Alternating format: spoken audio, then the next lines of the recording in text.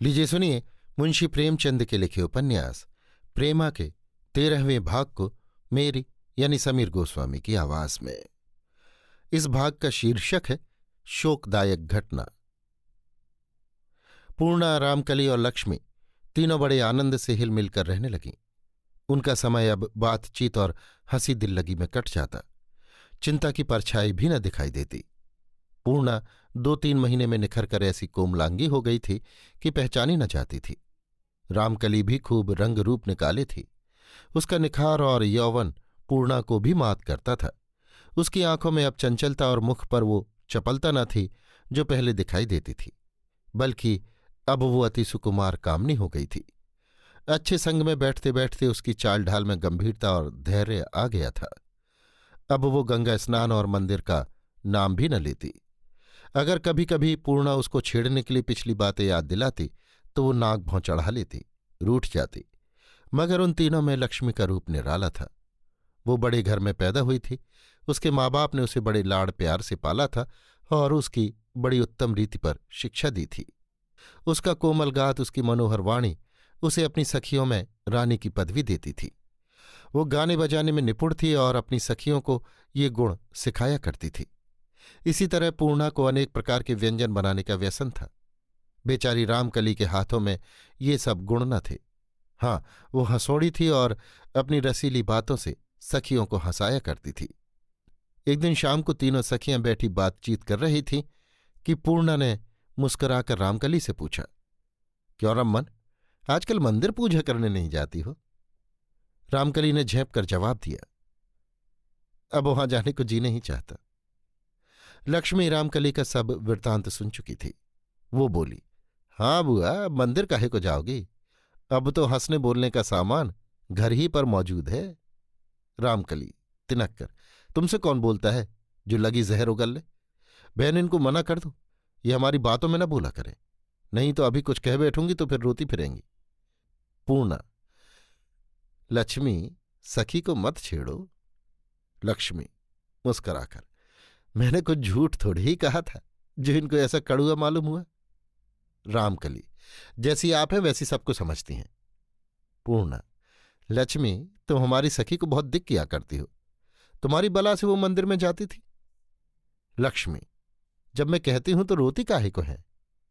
पूर्णा, अब ये बात उनको अच्छी नहीं लगती तो तुम काहे को कहती हो?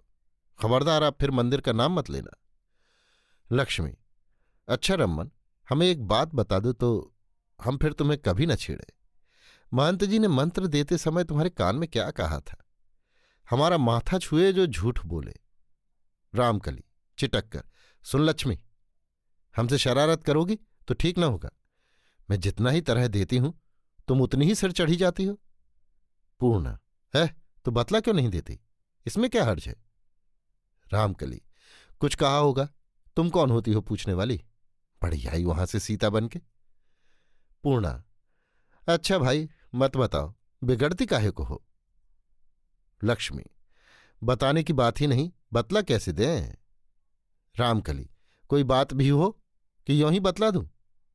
पूर्णा, अच्छा ये बात जाने दो, बताओ उस तंबोली ने तुम्हें पान खिलाते समय क्या कहा था? रामकली, फिर छेड़खानी की सूझी? मैं भी पति की बात कह दूंगी तो लजा जाओगी। लक्ष्मी, तुम्हें हमार कसम सखी, जरूर कहो। ये हम लोगों की बातें तो पूछ लेती, अपनी बातें एक नहीं कहती। रामकली, क्यों सखी, कहूं? कहती हूं बिगड़ना मत। पूर्णा, कहो, सांच को आंच क्या? रामकली, उस दिन घाट पर तुमने किसे छाती से लिपटा लिया था? पूर्णा, तुम्हारा सिर। लक्ष्मी, समझ गई, बाबू अमृत राय होंगे, क्यों है ना? ये तीनों सखियां इसी तरह हंस बोल रही थीं कि एक बूढ़ी औरत ने आकर पूर्णा को आशीर्वाद दिया और उसके हाथ में एक खत रख दिया। पूर्णा ने अक्षर पहचाने। प्रेमा का पत्र था। उसमें ये लिखा था, प्यारी पूर्णा, तुमसे भेंट करने को बहुत जी चाहता है, मगर यहां घर से पांव बाहर निकालने की मजाल नहीं, इसलिए ये खत लिखती हूं। मुझे तुमसे एक अति आवश्यक बात करनी है जो पत्र में नहीं लिख सकती हूं। अगर तुम बिल्लो को इस पत्र का जवाब देकर भेजो तो जबानी कह दूंगी। देखो, देर मत करना, नहीं तो अनर्थ हो जाएगा। 8 बजे के पहले बिल्लो यहां अवश्य आ जाए। तुम्हारी सखी प्रेमा। पत्र पढ़ते ही पूर्णा का चित्त व्याकुल हो गया, चेहरे का रंग उड़ गया और अनेक प्रकार की शंकाएं होने लगीं। या नारायण, अब क्या होने वाला है? लिखती है, देखो देर मत करना नहीं तो अनर्थ हो जाएगा। क्या बात है, अभी तक वो कचहरी से नहीं लौटे। रोज तो अब तक आ जाया करते थे। इनकी यही बात तो हमको अच्छी नहीं लगती।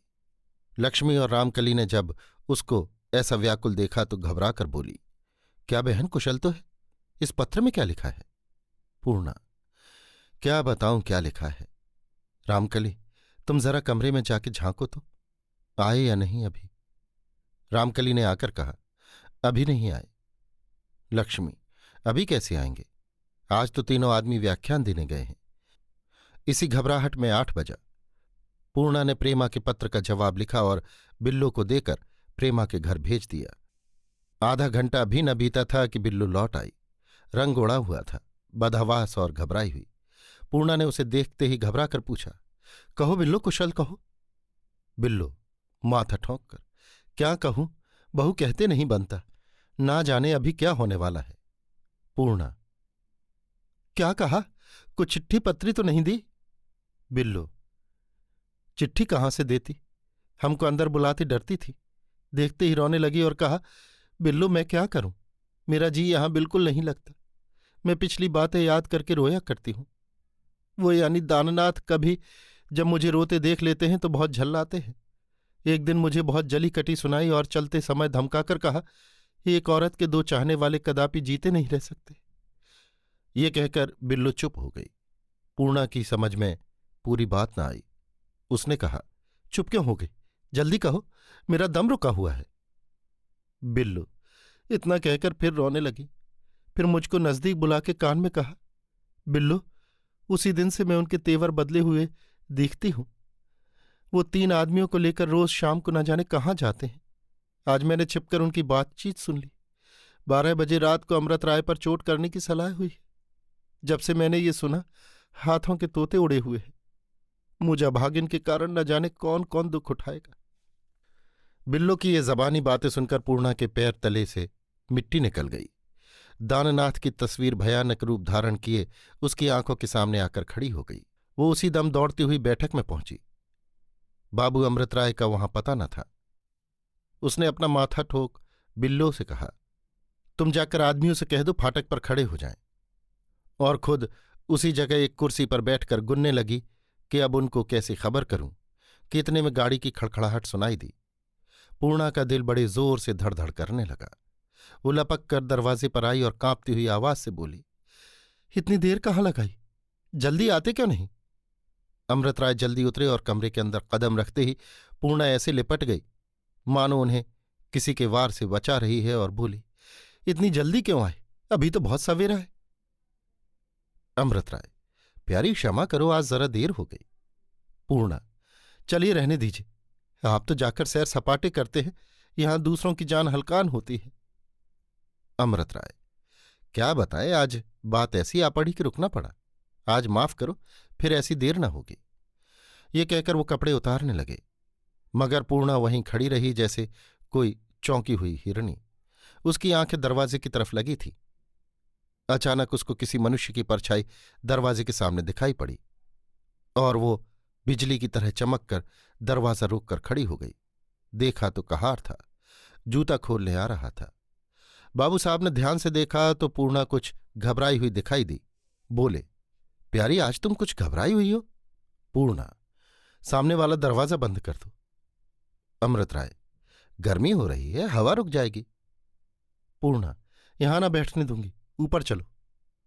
अमृत राय, क्यों, बात क्या है, डरने की कोई वजह नहीं।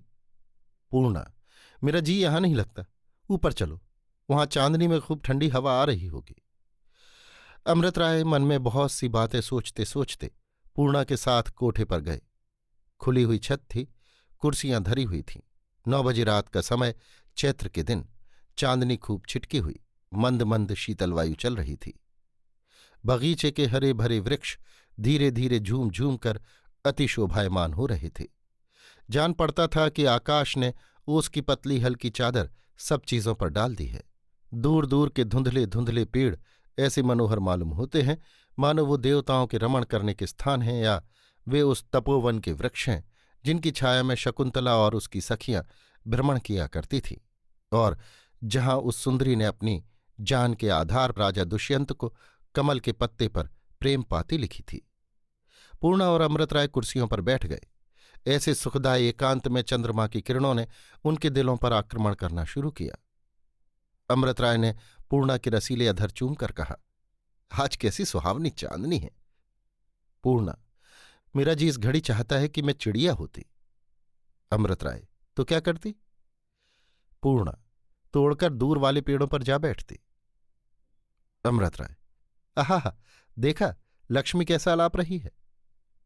पूर्णा, लक्ष्मी का सा गाना मैंने कहीं नहीं सुना, कोयल की तरह कूकती है।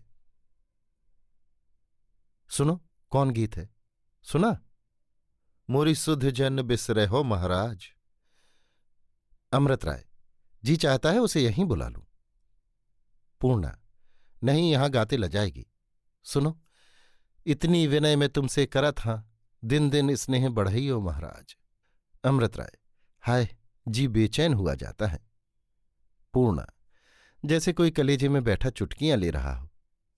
कान लगाओ, कुछ सुना? कहती है, मैं मधमाती अरज करत हूं, नित दिन पतिया पठियो महाराज। अमृत राय, कोई प्रेम रस की माती अपने सजन से कह रही है। पूर्णा कहती है, नित दिन पतियां पठइयो महाराज। हाय, बेचारी प्रेम में डूबी हुई है। अमृत राय चुप हो गई। अब वो सन्नाटा कैसा मनोहर मालूम होता है। पूर्णा, प्रेमा भी बहुत अच्छा गाती थी, मगर ऐसा नहीं। प्रेमा का नाम जबान पर आते ही पूर्णा यकायक चौंक पड़ी और अमृत राय के गले में हाथ डालकर बोली, क्यों प्यारे, तुम उन गड़बड़ी के दिनों में हमारे घर आते थे तो अपने साथ क्या ले जाया करते थे? अमृत राय आश्चर्य से, क्यों, किस लिए पूछती हो? पूर्णा, यूं ही ध्यान आ गया। अमृत राय, अंग्रेजी तमंचा था, उसे पिस्तौल कहते हैं। पूर्णा, भला किसी आदमी को पिस्तौल की गोली लगे तो क्या हो? अमृत राय, तुरंत मर जाए। पूर्णा, मैं चलाना सीखूं तो आ जाए। अमृत राय, तुम पिस्तौल चलाना सीख कर क्या करोगी? मुस्कराकर, क्या नैनों की कटारी कुछ कम है? इसी दम यही जी चाहता है कि तुमको कलेजे में रख लूं। पूर्णा हाथ जोड़कर, मेरी तुमसे यही विनय है, मेरी सुधि जन बिसरे हो महाराज। ये कहते कहते पूर्णा की आंखों में नीर भर आया। अमृत राय भी गदगद स्वर हो गए और उसको खूब भेंच भेंच प्यार किया। इतने में बिल्लू ने आकर कहा, चलिए रसोई तैयार है। अमृत राय तो उधर भोजन पाने गए और पूर्णा ने इनकी अलमारी खोलकर पिस्तौल निकाल ली और उसे उलट पुलट कर गौर से देखने लगी। जब अमृत राय अपने दोनों मित्रों के साथ भोजन पाकर लौटे और पूर्णा को पिस्तौल लिए देखा तो जीवननाथ ने मुस्कुराकर पूछा, क्यों भाभी, आज किसका शिकार होगा? पूर्णा, इसे कैसे छोड़ते हैं, मेरी तो समझ ही में नहीं आता। जीवननाथ, लाओ मैं बता दूं। ये कहकर जीवननाथ ने पिस्तौल हाथ में ली, उसमें गोली भरी और बरामदे में आए और एक पेड़ के तने में निशाना लगाकर 2-3 फायर किए। अब पूर्णा ने पिस्तौल हाथ में ली, गोली भरी और निशाना लगाकर दागा, मगर ठीक न पड़ा। दूसरा फायर फिर किया, अब की निशाना ठीक बैठा। तीसरा फायर किया, वो भी ठीक।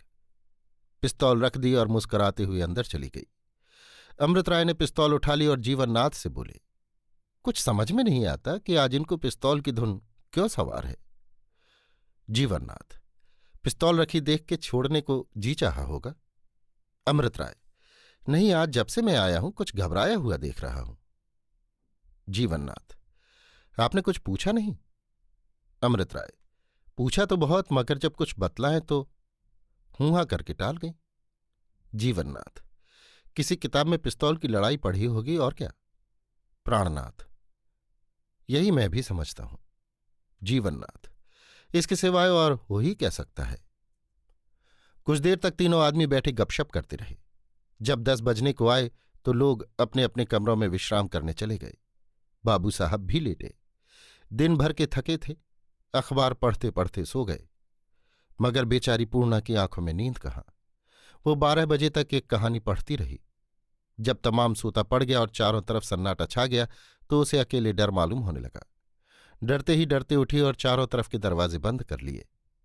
मगर जवानी की नींद बहुत रोकने पर भी एक झपकी आ ही गई। आधी घड़ी भी न बीती थी कि भय में सोने के कारण उसे एक अति भयंकर स्वप्न दिखाई दिया। चौंक कर उठ बैठी। हाथ पांव थरथर कांपने लगे। दिल में धड़कन होने लगी। पति का हाथ पकड़कर चाहती थी कि जगा दे, मगर फिर ये समझकर कि इनकी प्यारी नींद उचट जाएगी तो तकलीफ होगी, उनका हाथ छोड़ दिया। अब इस समय उसकी जो अवस्था है वर्णन नहीं की जा सकती। चेहरा पीला हो रहा है, डरी हुई निगाहों से इधर उधर ताक रही है। पत्ता भी खड़कता है तो चौंक पड़ती है। कभी अमृत राय के सिरहाने खड़ी होती है, कभी पैताने। लैंप की धुंधली रोशनी में वो सन्नाटा और भी भयानक मालूम हो रहा है। तस्वीरें जो दीवारों से लटक रही हैं इस समय उसको घूरती हुई मालूम होती हैं। उसके रोंगटे खड़े हैं। पिस्तौल हाथ में लिए घबराकर घड़ी की तरफ देख रही है। यकायक उसको ऐसा मालूम हुआ कि कमरे की छत दबी जाती है। फिर घड़ी की सुइयों को देखा। 1 बज गया था। इतने ही में उसको कई आदमियों के पांव की आहट मालूम हुई। कलेजा बांस में उछलने लगा। उसने पिस्तौल संभाली। वो समझ गई कि जिन लोगों के आने का खटका था वो आ गए। तब भी उसको विश्वास था कि इस बंद कमरे में कोई ना आ सकेगा। वो कान लगाए पैरों की आहट ले रही थी कि अकस्मात दरवाजे पर बड़े जोर से धक्का लगा और जब तक वो बाबू अमृत राय को जगाए कि मजबूत किवाड़ आप ही आप खुल गए और कई आदमी धड़धड़ाते हुए अंदर घुस आए। पूर्णा ने पिस्तौल सर की। तड़ाके की आवाज हुई। कोई धम से गिर पड़ा। फिर कुछ खटखट होने लगा। 2 आवाजें पिस्तौल के छूटने की हुईं। फिर धमाका हुआ। इतने में बाबू अमृत राय चिल्लाए, दौड़ो दौड़ो, चोर चोर। इस आवाज के सुनते ही 2 आदमी उनकी तरफ लपके। मगर इतने में दरवाजे पर लालटेन की रोशनी नजर आई और प्राणनाथ और जीवननाथ हाथों में सौटा लिए आ पहुंचे। चोर भागने लगे मगर दोनों के दोनों पकड़ लिए गए। जब लालटेन लेकर जमीन पर देखा तो 2 लाशें दिखाई दी। एक तो पूर्णा की लाश थी और दूसरी एक मर्द की। यकायक प्राणनाथ ने चिल्लाकर कहा, अरे ये तो बाबू दाननाथ है। बाबू अमृत राय ने एक ठंडी सांस भरकर कहा, आज जब मैंने उसके हाथ में पिस्तौल देखा तभी से दिल में एक खटका सा लगा हुआ था, मगर हाय क्या जानता था कि ऐसी विपत्ति आने वाली है। प्राणनाथ, दाननाथ तो आपके मित्रों में थे। अमृत राय, मित्रों में जब थे तब थे, अब तो शत्रु हैं। पूर्णा को दुनिया से उठे 2 वर्ष बीत गए हैं। सांझ का समय है। शीतल सुगंधित चित्त को हर्ष देने वाली हवा चल रही है।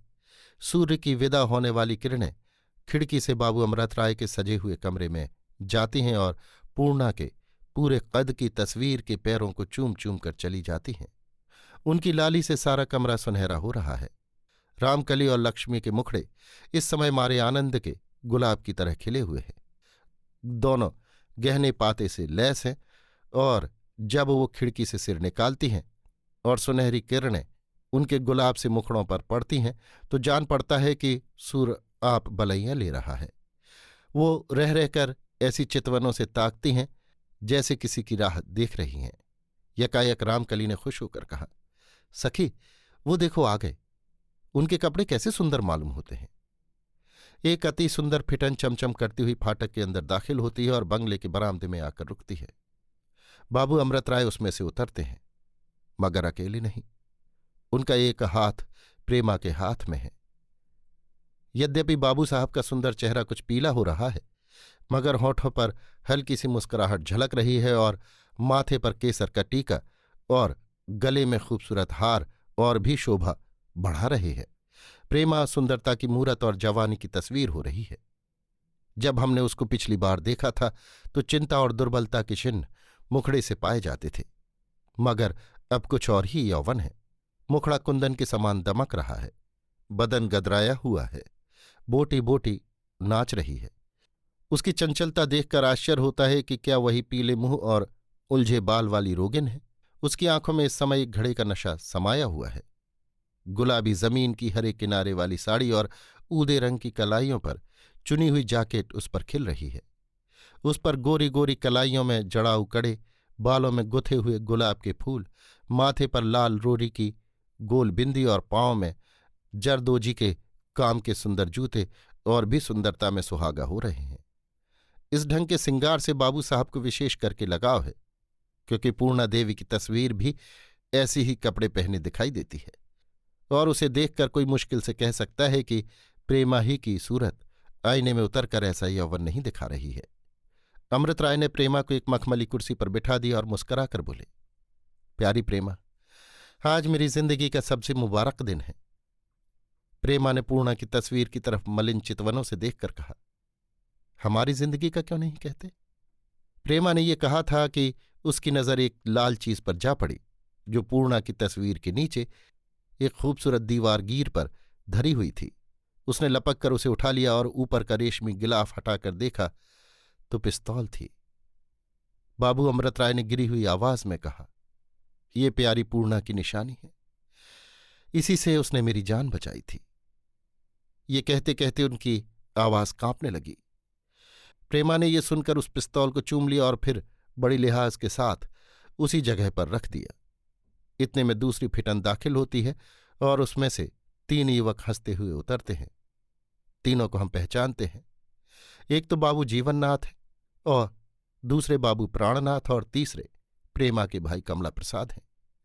कमला प्रसाद को देखते ही प्रेमा कुर्सी से उठ खड़ी हुई, जल्दी से घूंघट निकालकर सिर झुका लिया।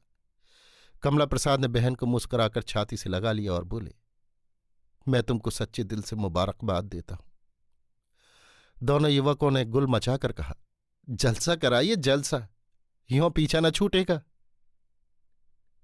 अभी आप सुन रहे थे मुंशी प्रेमचंद के लिखे उपन्यास प्रेमा के 13वें और अंतिम भाग को मेरी यानी समीर गोस्वामी की आवाज में। इस भाग का शीर्षक था शोकदायक घटना।